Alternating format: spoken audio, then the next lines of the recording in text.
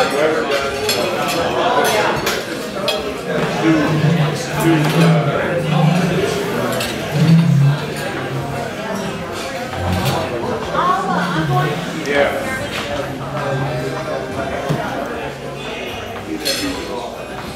welcome to Samantha Sunrise. We're attending. Where's Mike? We are. Mike. There he goes.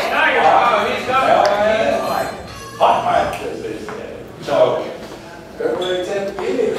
Let's do a salute. Julie Kidd.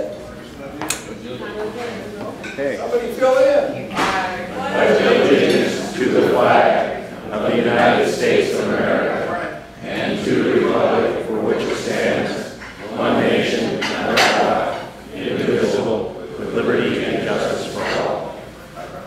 I agree. There were greeters.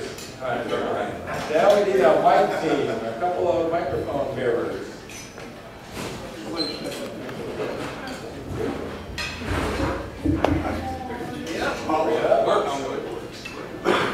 Five, Robert Geezer. He's here. He's thinking. He has a microphone. Actually, this is one of my favorite quotes. It's attributed to Abraham Lincoln, and it goes, "Things may come to those who wait, but only things left by those who hustle."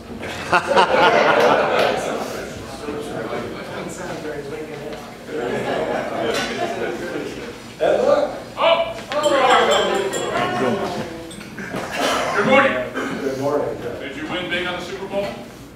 Have you bet? Were you Well, I betting was big? rooting for them Broncos. Were you? I thought we were underdogs.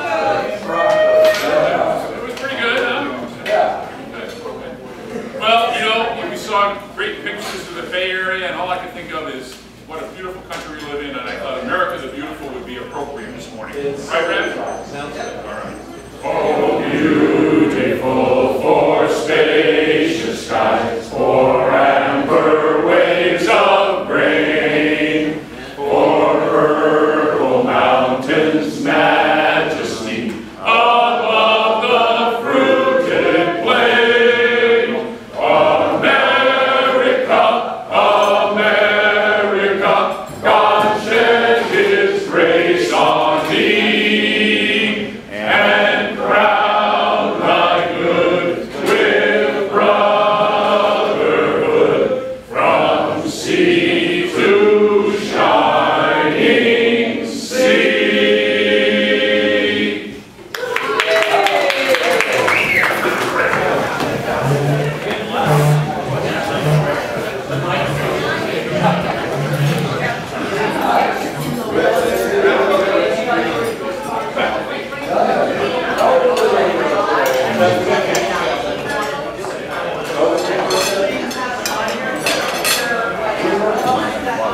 If you have a guest at your table, please signal with the Good morning, Sunrise. I have a guest with me to Rice, who is joining us from Rice.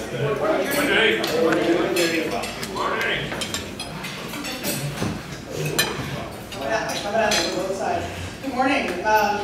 I have Brendan Sweeney. He's going to be our speaker this morning from 225 Redwood Empire Council of Boy Scouts, and his mother, Jared Sweeney.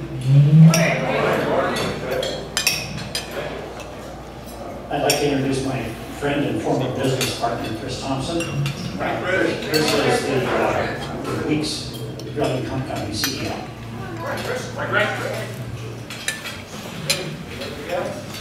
It's usually not here when we start, but I'd like to introduce our teacher, Joel Iwanka. Morning, Joel. And a big round of applause for our guests.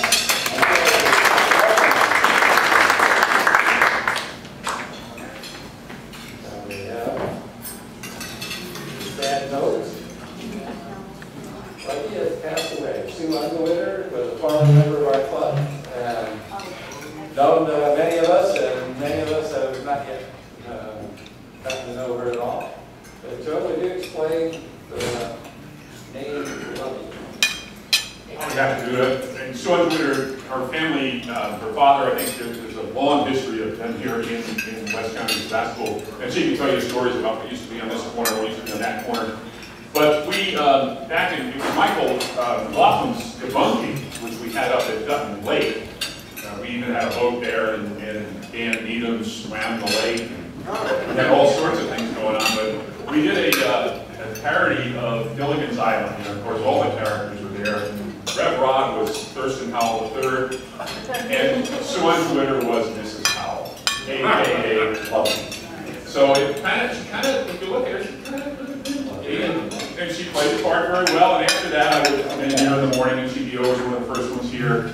And of course, she was always freezing cold. So this would be like a sauna bath in here at 6:30. But she'd be in there and I'd say, "Hey, Lovey, how you doing?" And she would just go on and have a great day at one of those.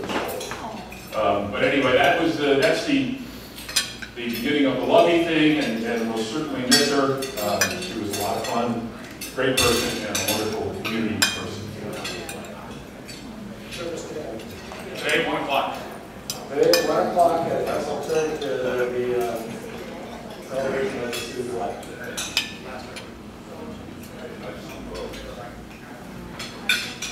Moving right along.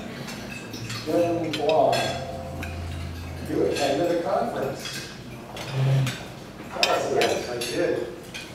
Well, most people already know that I'm a peacemaker, and so I really look forward to the opportunity to go to the Rotary Peace Conference and see what peacemaking Rotary style is all about. And when I got there, the first thing that was apparent was the friendliness. Just like we have here, only times 100. It was wonderful. And the next thing that hit me was the diversity. There were people of many colors and many faiths. There were a lot of Muslims there. There were Jews, Christians, Sikhs. And one of the main themes for me was how they were getting along. And I was at a seminar with an imam who had just been on TV because of that shooting in San Bernardino. And talking about how those people did not represent their faith. And there was a Catholic bishop and also a leader of the Jewish faith. And they had been cooperating and getting along for years already. They told us how important they thought that was, and I agree with them. I think that's the foundation for peace is tolerance and acceptance of the differences. If the religions can get along, we're never going to be peace. That was so important. Another great thing about the conference was my wife was part of a foundation at part of a foundation that joined with the UN to create a meditation room. And it had a very prominent location at the conference, and people could go in there for reflection, and inner peace. So inner peace for me is where to start. If we're going to create world peace, we have to go inside and create peace within ourselves. And the next thing is to get along with one another and accept others. There were many people one of the people at the conference that I enjoyed reading so much was Sister Chris. She was a Catholic nun who runs a charity program in downtown LA, serves 800 meals a week. 800 meals. And I told her we did 25. And she looked at me and she said, well, you know what? When you do that service to the folks that you serve, that may be the only time that they see Jesus that day. And I interpret that as, that may be the only time that they see love, compassion, and kindness, and another different things. So it's a great conference. Rotarians are friendly and just open-hearted, loving people, and we're so glad to make it.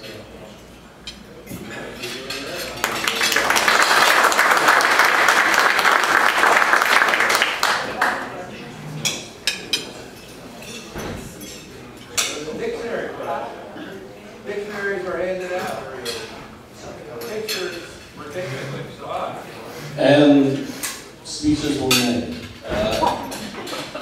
Louis, if any of you haven't been around third graders lately, you don't really appreciate the concept of mental sponge until you're a group of 30 of them. And Louis and I were at Green Valley Christian, Rod and I were at Summerfield Waldorf. And the thing is that some people say that books are passé now. What was really neat is that for these third graders, this is their first grown-up book, and Louis was explaining to them the power, as only an attorney can do, the power of words, and how it not only makes you look smarter, it makes you smarter. So, and one other thing that came from the Green Valley Christian School is I got about 20 thank you letters, and not only were they thank you letters, but they were explaining to us what word they look like and what the meaning of the word is. So you did a good thing. And one other thing for on the youth services, Wayne and I were asked later this month to talk to the accreditation committee that's coming to Laguna High School for the Distinguished School Award. So, you know, that's another example of Rotary in action. Thank you. Thank you. I realize that I haven't really talked about birthdays or anniversaries today because there aren't any Rotarians, but an exchange student, Louis, what's going on? So we do have a birthday to celebrate. On Friday, Joel turns 17. Now, I don't know if you can take this tidbit of information. That is the actual birthday we celebrate for Abraham Lincoln. February 20th. So, congratulations. Take that back. It's a bit of a vacation. You don't look anywhere Susan Margarita has a birthday on February 12th. I'm not crazy, man. They're away. They're away on travel again. Frank and Barbara Barnella's wedding anniversary is February 15th. So, right? How many? Yeah. Can we wait? How many? How many what? How many anniversaries? How many years? 58 years.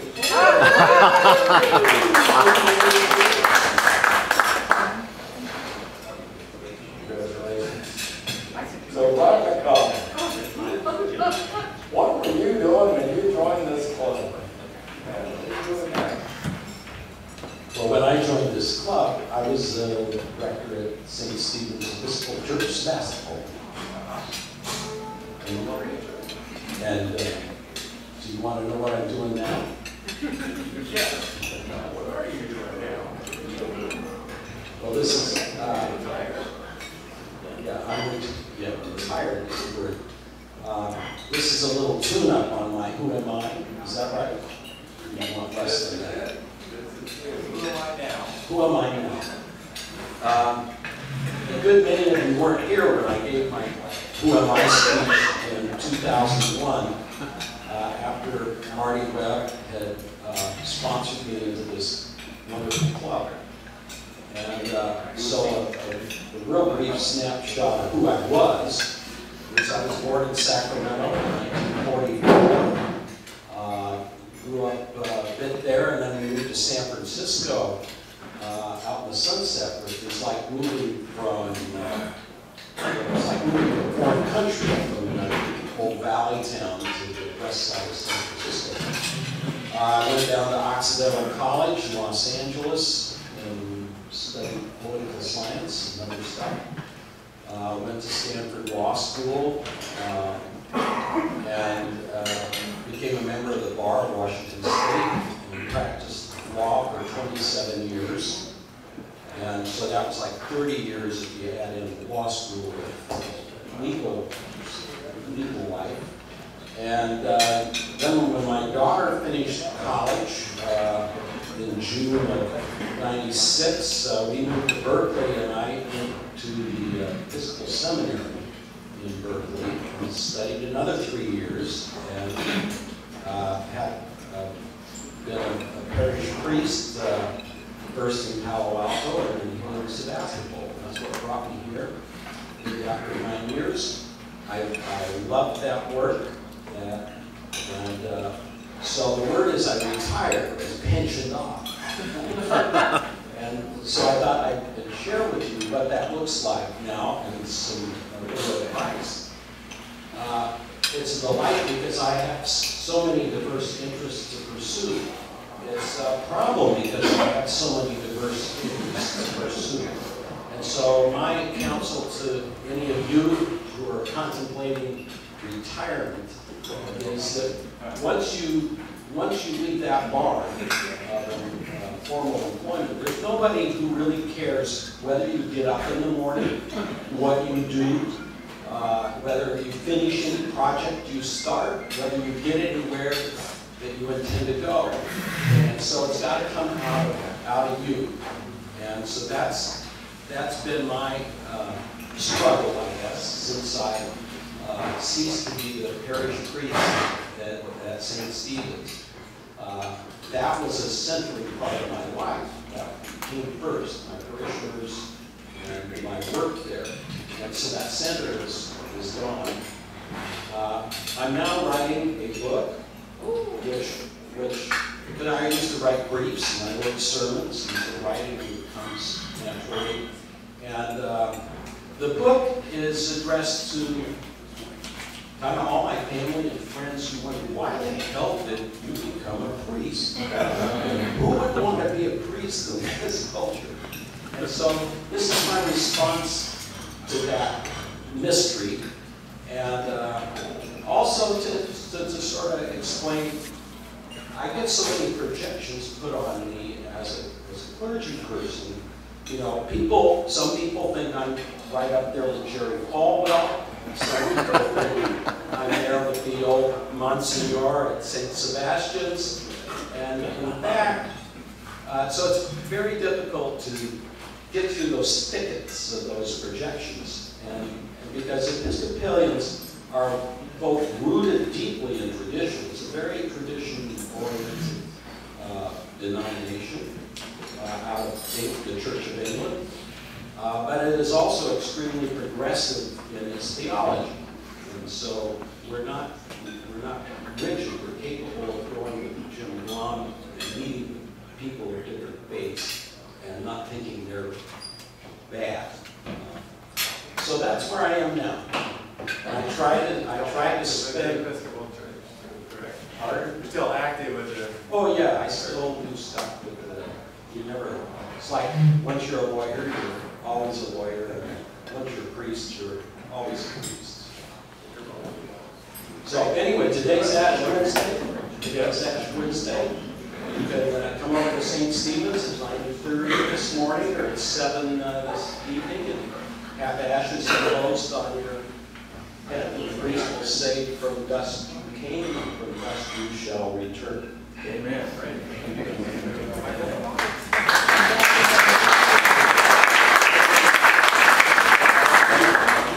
Prior to catching up, people who my speech a while back. But enough about that stuff. Let's talk about apartheid. We have a Mardi Gras ball coming up. I want to know where the horses stand. Let's get those numbers. Can we get them fairly quickly this time? All right. So who are the team leaders, or at least the reports? Do we know Seabiscuit, Gus Ammett's crew? So he's not here. Is anybody from that team here that knows the total? Eight. We'll go with 8. All right. It was 8 last week. Still is. It hasn't dropped. Okay. Seattle Snoop. 15. 16? Is that what you're saying? What's my team? That's number 2. Seattle Snoop. That's me. 15. Last week was 13. All right.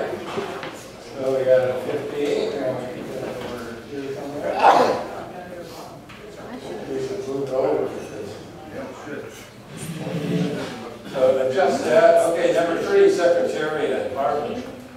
How many? 8. 8? All right. Last week they were not registered. Right, we didn't know last week. So, Man of War, number 4, Nick Randall. How many? Man of War was lost in the paddock last week, but this week we have charged from behind. We're up at 16.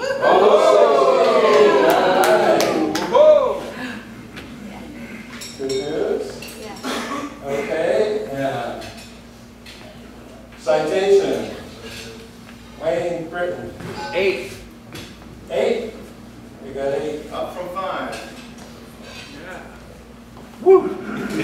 Okay, Whirlaway, Jim Rivera. Okay, on that team now. Whirlaway, question mark. Affirmed, that's Brian Bowers' crew. 19. Whoa! Video. I want the email that goes out. You gotta be in that upward mobility. Yeah, I was going to say bank deposit. Seventh place. I didn't like Yeah, American Pharaoh. We're still stuck in the paddock. And, I just found out that I was the chairperson for this. Stuck in the game. And I have- Anyway, so I will find out. I'll email that to you. I'll email it to all of you. You'll look into it. I'll look into it. Don't feed the horses. I'll go feed the horses. Do you have a jockey? Remember, it's all about attendance and invite your friends, family, fellow Rotarians, passers-by by Safeway, whatever. That inviting people to this event and getting attendance and selling tickets is going to make it successful. So, please. Whirlaway is whirling away at 19. Next up is 18. Citation with 16, followed by Seattle Slew at 15. We got a three-way tie at 8. Got American Pharaohs, lead on. She's kind of wandering around the gate. Okay. Where was it burned down there? What? At least 4. At least 4. Okay, great. Ken, where's the firm? 4. All right, so we're at 10 for sure so far. All We right. have at least 10. Good. Okay.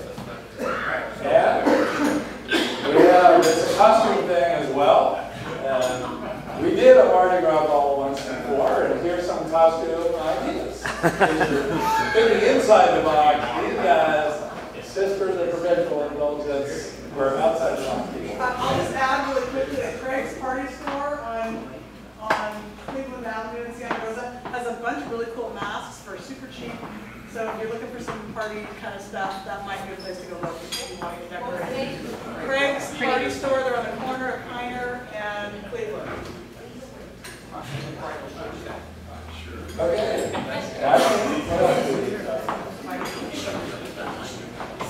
Yes, right across the street.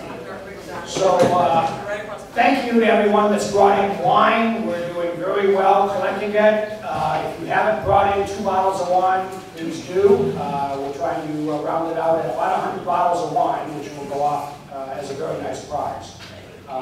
There's a pen back there to sign it if you haven't done that also. Michael, talk a little bit about tickets. Well, tickets, as you see, we're doing fairly well, but we only have 10 days till the event. We only have 10 days till the event. So if the original intent of this was for this to be an event primarily for us and friends. So you don't need to, even though it's a good idea to stand outside the Safeway, that probably isn't going to sell as many tickets as you can. Reach out to your own friends, your own circle of acquaintances. And I think we need to step it up a little bit. We're about third sold so far with 10 days left. So, sell those tickets. Lori? We have some decent baskets going, but I need the club to step up and get me some more stuff. What I could use is a couple gift certificates for meals to compare with the canopy tours that Debbie donated. I got 2 of those, so it'd be nice to do a dinner and a pie in the sky, whatever you want to call it. I could use some stuff for a pizza basket. I have the brick, I have the cutter, but dough or sauce or who knows what. There's a relaxation basket that I'm trying to put together. There's a little fountain in there and some steamy stuff, so whatever might go with that. Diana came in, she's not here, she came in and looked, so just whatever you can bring, we can put it together and make some nice prizes for the people spending money and getting tickets for being the big winners. So please bring it in next week, because after the meeting, we'll be assembling the baskets at my place. Thank you. And Bill? I'll send out an email too with specific items. Thank you. Okay, on volunteers, we're doing really well. We just have a few open spots left, so you may be missing your opportunity if you don't stand up and sign up pretty quickly. Right now, we were looking for 3 auction spotters, and I've only got 1. Now, it's PJ, so that's almost like having 3. I'll make up something if He's I going to be so hot out there, it's going to seem like it. But it would be nice to have more in the, around the room. So anybody who wants to be an auction spotter? Rod? Jeff, thank you. Okay, we got another for auction spotter. And maybe one more? One more? Brian, good deal. Okay, thank you. And then we also need someone to sell gambling chips. Who'd like to sell gambling chips? Wayne. All right, thank you, Wayne. And I think that pretty well wraps it up. And let me just, talking gambling chips, let me tell you how that's going to work. Everybody is going to get $25 worth of chips with their entrance little bag. They have a little bag that'll have their mask in it, and the chips in it, and drink coupons, and Mardi Gras beads. And so everybody with a little packet when they register, when they come in. They'll get $25. We will sell additional chips should they need them. And we'll sell those at greatly reduced rates. So for $10, they'll get another $25 worth of chips. For $20, they'll get $50 worth of chips. And for $30, they'll get $100 worth of chips.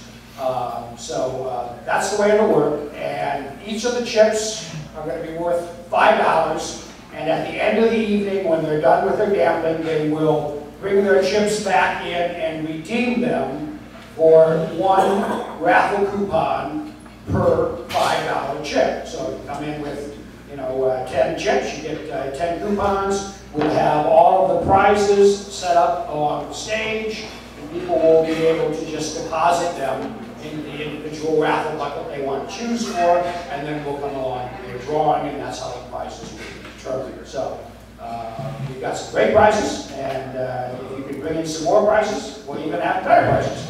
So the key at this point is ticket sales. If we get 200 people, we're going to make 25 grand. It's just that simple. If we get 100 people, we're not going to do very well. So it's really incumbent upon us. The entire idea, this is not a public event. The public just doesn't come. They come because they have a reason to come. We're the reason. So it's got to be us and it's got to be our friends primarily that are going to attend this. And if we go out and do it, it's going to be a lot of fun. Hey, Michael, question. So, in terms of what we can tell people who might want to come, the $75 includes $75. gourmet dinner, dancing. You mentioned $20 for chips. $25. $25 in chips. Drink cards. Yeah. $2 drink cards. That's what how much drinks? Finger food. How many drinks do you get? Pardon me? How many drinks? 2 drinks. Let's see, that's important. Okay. In addition to the raffle, there's also an auction. In addition to the raffle, there is also a live auction, correct? We have about 6 items. We purposely scaled the live auction back so that it doesn't take up as much time as normally would if you have 20 items. The idea of this event is really for people to enjoy themselves, to have a good time, and for us to make some money at the same time. So that's what it's really about. And it's going to be a ball, I can tell you that. It's fun. All right, thank you. Yeah. For the coupon tickets for that, do you have to be present to win? No, what we'll do is everybody will just write their phone number down, and if they're not present, we'll call them. Thank you very much. All right, thanks.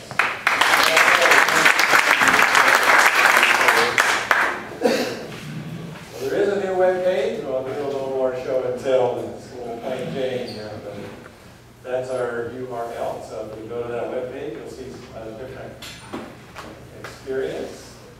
Selfies, we have some. And I have a special selfie prize this time in honor of Valentine's Day is coming up. So which one do you like the best? We have over here someone actually doing Rotarian do good. Putting together shows of Debbie. This is Super Bowl party stuff, friends. And I